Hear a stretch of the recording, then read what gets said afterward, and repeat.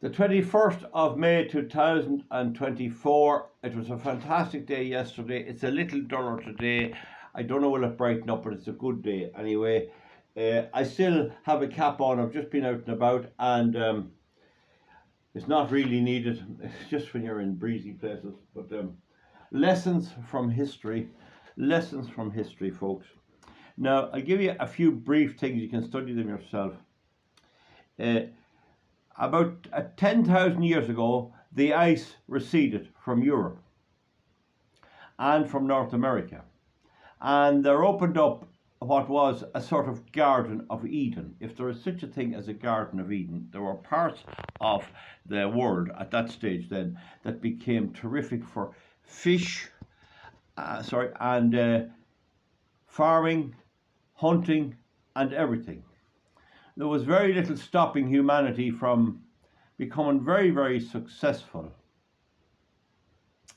And we know that 5,300 years ago, people up in Newgrange, County Meath, were getting along so well that they were able to put together the Newgrange, Doubt and Nout monuments. So you didn't do that unless you had energy and you had resources and you had plenty of food and all of that.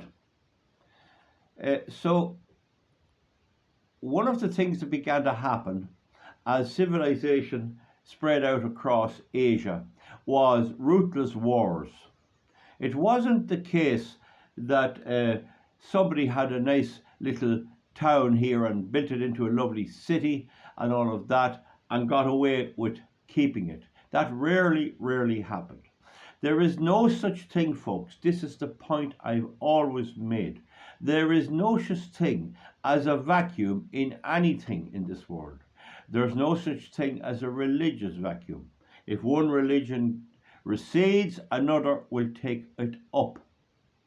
And that religion could be extreme, what would you call it, climate protection, ecological protection, so-called environmental protection, all of that stuff. The woke, the LGBTQ and all. That will replace the restrictions of Catholicism and other Christian religions. It's still a religion. It's still something which cannot be proven to be right or wrong. There's no such thing as an economic vacuum. If you were left in a will in the morning, 40 acres of land somewhere, anywhere, no matter where it is on the island of Ireland, no matter where it is on the island that is Great Britain, Scotland and Wales, you're left it. You go down and you take it over and you start to keep a few sheep and things on it. Nobody will bother you. That doesn't mean that there aren't people coveting it. You'll find that there'll be other relations who will say, I wish I had got it. But if you put it up for sale, you'll sell it. No matter what the times are, no matter what the economic factors are, you will sell it. And you wouldn't sell it if it wasn't coveted by somebody else. So anything you have is not held in a vacuum. It's held in an environment where if you weren't there or if it wasn't protected, if you didn't mind it, it'd be taken from you. Okay, so essentially, if a young fella drives a very, very fancy sports car, he's actually saying, look what I've got, I'm a great fella. You come and try and take it off me if you like, if you want to try it. So that's the point. There is no vacuum. There's no political vacuum. If you don't have one type, you'll have another. You'll have communism or you'll have capitalism. You can invent all of them you like. You're not going to have none. And there's no such thing as a military vacuum. No such thing as a military vacuum. There's somebody protecting everyone. Ireland's neutrality, etc., was protected by Britain and America because we're an island on the west coast of Europe and we could lie up and not do anything and still, unless there was no advantage in anyone invading us, none. And so nobody invaded us, but it didn't mean we weren't covered by somebody protecting us if hardy came to hardy. And if Hitler came in and began to take over, you would probably see something like a Normandy-style landing in Waterford or whatever. I'm merely pointing the point. This applies to everything, and it applies to people's own lives. You get your day in the sun, and you get old, and you go, and somebody else takes your place, and there's nobody who cannot be done without. Now, in ancient times, Just a few examples. There was a Carthage, a town called Carthage on the north coast of Africa, and it had terrific resources. And the Romans took it over once, and the city kind of gave in. And the Romans came again and told them that we want all your weapons. We're taking control, but you can stay there. And they gave all the weapons away. And the Romans came in again, and they leveled the city and murdered every person in it. Tens of thousands of people were put to the sword. The word they used it when they were teaching us history at school is they sacked it. But they killed men, women, and children. In fact, the soldiers had to have special extra kits. The blood became so soaked in their uniforms or whatever. So they were annihilated. The city of Carthage was totally and utterly annihilated. And it was a beautiful city with great heritage, a great literature, everything like that, and great scholars and everything else. In the end of the day, all that mattered was they didn't have great soldiers. Another example is the city of Thebes. I think it's Thebes. It's in Greece anyway. It is Thebes. Or is it Tebs? No, it's Thebes. Thebes. It's not Thebes now. It's Thebes. And this was in ancient Greece, and they had a lovely city, and all were all there. And Alexander the Great was a young fella, and he wanted to show off, and he came on the city, and they felt it was so well protected that it couldn't be taken over. But eventually, after a big long siege lasting 2 years, they took it and they destroyed it for no reason at all. That's two examples.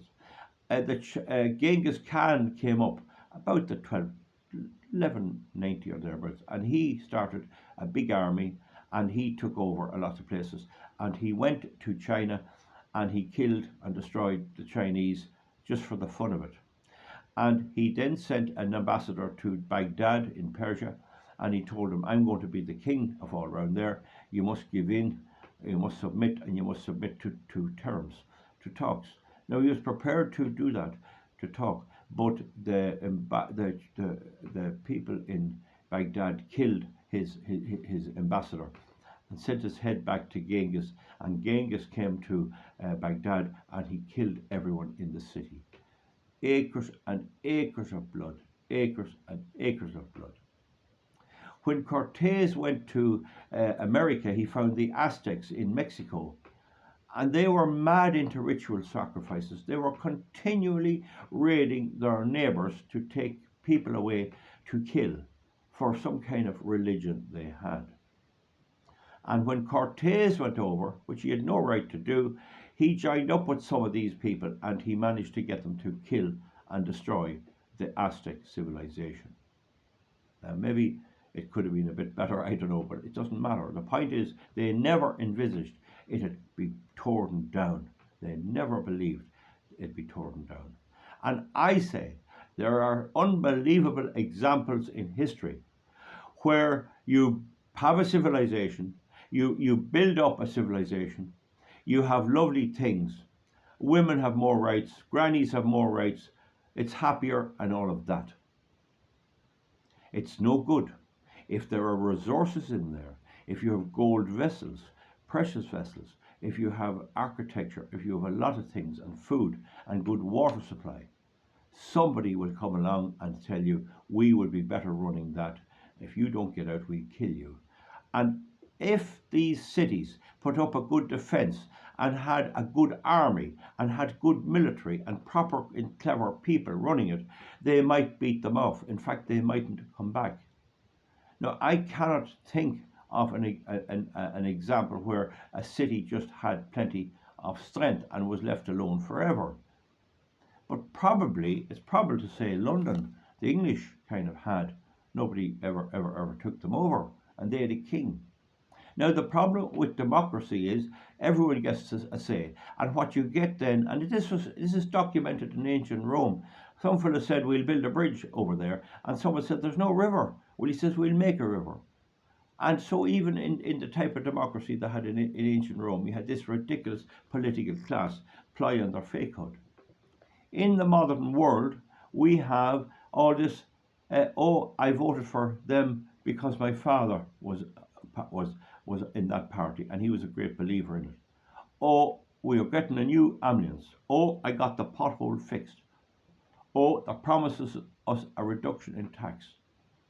And the political parties in Britain and Ireland and the EU, political parties all have their experts on political science, which I would try to study a bit, but they're studying it. I might study it, but the ordinary people know nothing about it.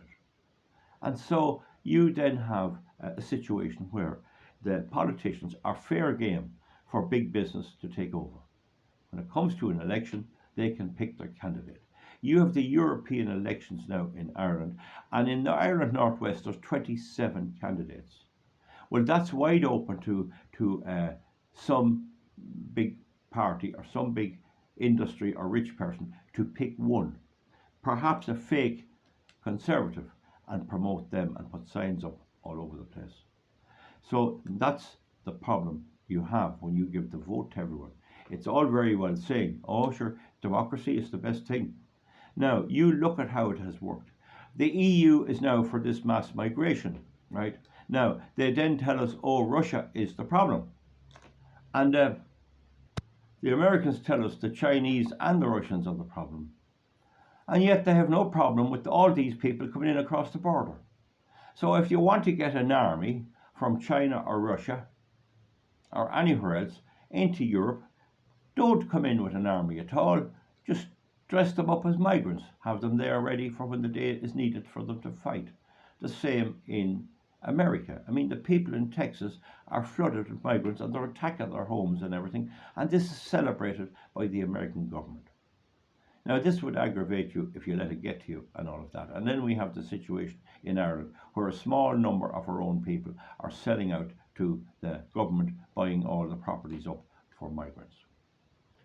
Meanwhile, the big stories pushed with the international governments, oh, we must fight climate change.